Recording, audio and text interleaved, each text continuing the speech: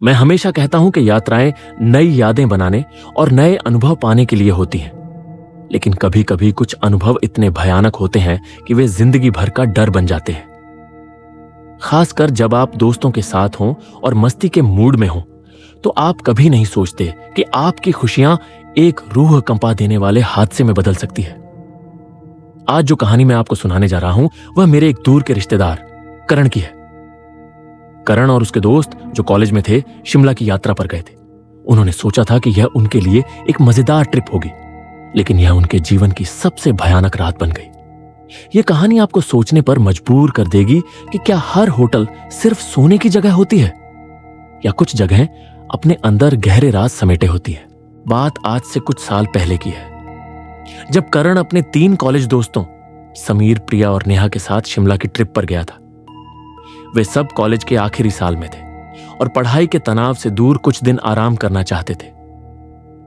उन्होंने शिमला के एक पुराने लेकिन मशहूर होटल में बुकिंग करवाई थी। होटल शहर के थोड़ा बाहर घनी पहाड़ियों के बीच था और उसकी पुरानी बनावट एक अलग ही आकर्षण पैदा करती थी। शाम को वे होटल पहुंचे। रिसेप्शन पर एक बूढ़ा दरबान बैठा था, जिसकी आंखें थकी हुई लग रही थी। करण ने अपनी बुकिंग डिटेल्स दी और दरबान ने उन्हें चाबी सौंपते हुए कहा, आपका कमरा नंबर 13 है, 3री मंजिल पर। करण और समीर ने एक दूसरे को देखा और मुस्कुराए। कमरा नंबर 13, हॉरर फिल्मों का एक जाना पहचाना प्रतीक। प्रिया और नेहा ने थोड़ा मजाक में कहा, लगता है इस ट्रिप में कुछ तो मजेदार होने वाला है। वे अपना सामान लेकर 3री मंजिल पर पहुंचे। गलियारा थोड़ा अंधेरा था और दीवारों पर पुरानी पेंटिंग्स लगी थीं, जो आधी अधूरी रोशनी में डरावनी लग रही थी। कमरा नंबर 13 सबसे कोने में था।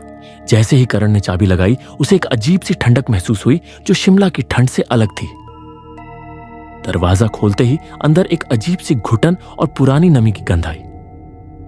कमरे में एक डबल बेड, एक छोटी मेज और एक बालकनी थी, जहां से बाहर के घने जंगल का नजारा दिखता था।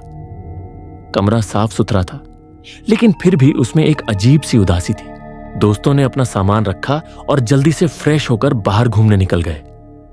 उन्होंने शिमला की मॉल रोड पर खूब मस्ती की, गर्मा गर्म कॉफी पी और तस्वीरें खिंचवाईं। शाम ढलते ही शिमला में ठंड और बढ़ गई। रात का खाना खाकर वे वापस होटल पहुंचे। रात के लगभग 11 बज रहे थे। सब बहुत थके हुए थे, लेकिन कमरा नंबर 13 में पहुंचते ही एक अजीब सी बेचैनी महसूस होने लगी। प्रिया ने कहा, यार मुझे यह कमरा थोड़ा अजीब लग रहा है, बहुत शांत है। नेहा ने सहमति में सिर हिलाया। समीर ने माहौल हल्का करने के लिए मजाक किया, अरे बस कमरा नंबर 13 है, हॉरर फिल्मों का असर है। सब हंसने लगे, लेकिन एक अंदरूनी डर अब भी मौजूद था। उन्होंने लाइट्स बंद की और सोने की तैयारी करने लगे। करण और समीर एक बेड पर लेटे और प्रिया और नेहा दूसरे बेड पर। थोड़ी देर में सब गहरी नींद में चले गए। रात के ठीक 2 बजे होंगे जब करण की नींद अचानक खुल गई। उसे लगा जैसे किसी ने उसके कान में फुसफुसाया हो। उसने उठकर देखा, समीर गहरी नींद में था।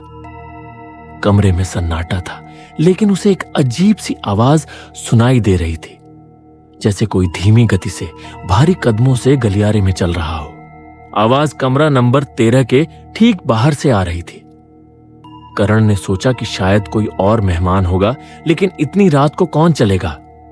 उसने आंखें बंद कर ली, लेकिन आवाज कम नहीं हुई। उलटा, ऐसा लगा जैसे वो आवाज कमरे के और करीब आ रही थी। अचानक दरवाजे पर एक हल्की खटखटाहट हुई। ठक ठक। करण का दिल जोर से धड़कने लगा। उसने चुपचाप समीर को जगाया। समीर भी जाग गया और उसने पूछा, क्या हुआ? करण ने फुसफुसाकर कहा, दरवाजे पर कोई है। दोनों चुपचाप लेटे रहे। खटखटाहट फिर हुई, इस बार थोड़ी तेज। ठक ठक ठक। प्रिया और नेहा भी जाग चुकी थी।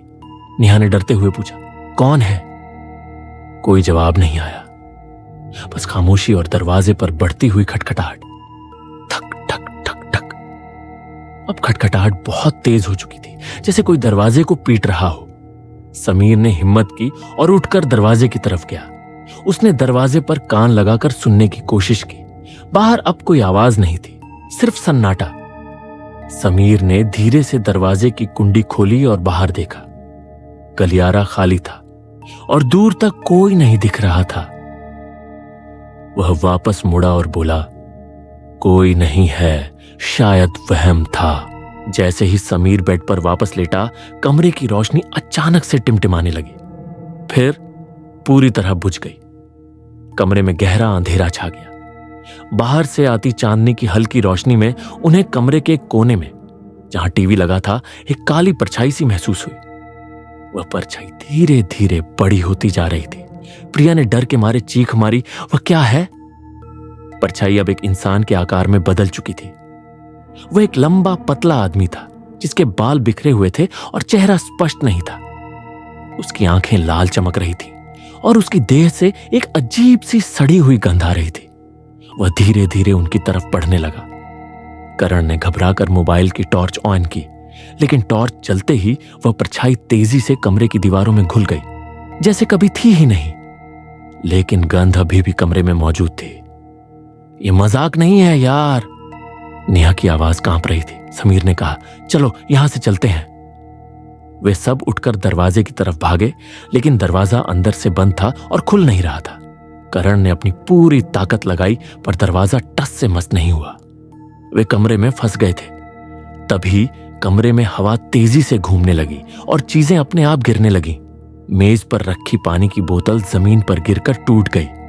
पर्दे तेजी से फड़फड़ाने लगे, जबकि बालकनी का दरवाजा बंद था। उन्हें महसूस हुआ जैसे कोई अदृश्य शक्ति उन्हें अपने जाल में फंसा रही हो। रिया ने अचानक चीख मारी और बेड की तरफ इशारा किया। बेड पर उनके ठीक सामने वही काला आदमी बैठा था, जिसकी आंखें अभी भी चमक रही थी। उसके चेहरे पर एक भयानक मुस्कान थी। यह वही है जो दरवाजे पर था, प्रिया ने फुसफुसाया। वह आदमी अब हिलने लगा। उसकी गर्दन एक तरफ झुकी हुई थी, जैसे कोई टूटी हुई गुड़िया हो। वह धीरे धीरे अपने हाथों को हवा में उठाने लगा। हवा में एक अजीब सी बिजली सी कड़की और उन्हें लगा जैसे उनके शरीर में कोई ठंडी सुइयां चुभो रहा हो। वे अपनी जगह पर जम से गए थे, हिल भी नहीं पा रहे थे। उनकी सांसें तेज हो गईं। करण ने हिम्मत करके गायत्री मंत्र का जाप करना शुरू किया। उसकी आवाज कांप रही थी, लेकिन वह रुक नहीं रहा था। जैसे ही उसने मंत्र पढ़े, उस आदमी के चेहरे पर गुस्सा आ गया। उसकी आंखें और लाल हो गईं। उसने अपने हाथ तेजी से उनकी तरफ बढ़ाए, जैसे उन्हें जकड़ना चाहता हो। उसी पल समीर ने अपनी जेब से हनुमान चालीसा निकाली, जो उसकी दादी ने उसे दी थी। उसने उसे तेजी से खोलकर पढ़ना शुरू किया। जैसे ही समीर ने ऊंची आवाज में चालीसा का पाठ किया, कमरे में एक भयानक चीख गूंज उठी। वह काला आदमी दर्द में तड़पने लगा। उसका शरीर धुएं में बदलने लगा। धुएं से एक तेज बदबू आई और फिर वह पूरी तरह से गायब हो गया। कमरे की लाइट्स वापस आ गईं। दरवाजा भी अब खुला था। सब घबराए हुए थे। उनके शरीर कांप रहे थे। उन्होंने एक पल भी देर नहीं की और तेजी से कमरा नंबर 13 से बाहर भागे। वे बिना रुके सीढ़ियों से नीचे उतरते गए, जब तक कि वे होटल के लॉबी में नहीं पहुंच गए। लॉबी में बूढ़ा दरबान अभी भी बैठा था। उसने उन्हें घबराया हुआ देखकर पूछा, क्या हुआ? करण ने हाँफते हुए सब कुछ बताया। दरबान ने एक गहरी सांस ली और उदास होकर कहा, इस होटल में कई कहानियां आई हैं साहब। यह होटल 70 साल पुराना है।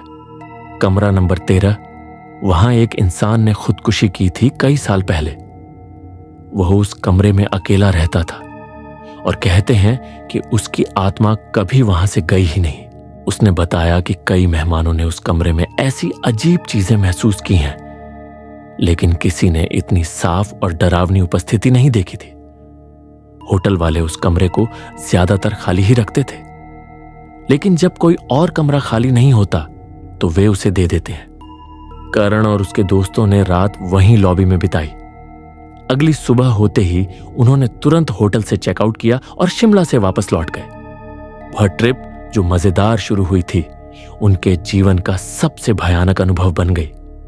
आज भी करण, समीर, प्रिया और नेहा कभी उस रात को याद करते हैं तो उनकी रूह कांप जाती है उन्होंने उस दिन के बाद कभी भी शिमला के उस होटल की तरफ मुड़कर नहीं देखा। दोस्तों, मेरी हमेशा यही सलाह रहती है कि कहीं भी जाने से पहले, खासकर पुरानी जगहों पर, उनकी थोड़ी बहुत जानकारी जरूर लें, क्योंकि कभी कभी जो चीजें सिर्फ कहानियों में होती हैं वे असलियत में आपका इंतजार कर रही होती है। और हां, किसी भी मजाक में कमरा नंबर 13 मत चुन लेना। हमारी भानगढ़ की रूह कंपा देने वाली वीडियो भी जरूर देखें, वह भी आपको बहुत पसंद आएगी। और ऐसी ही डरावनी कहानियों के लिए हमारे चैनल को सब्सक्राइब करना न भूलें।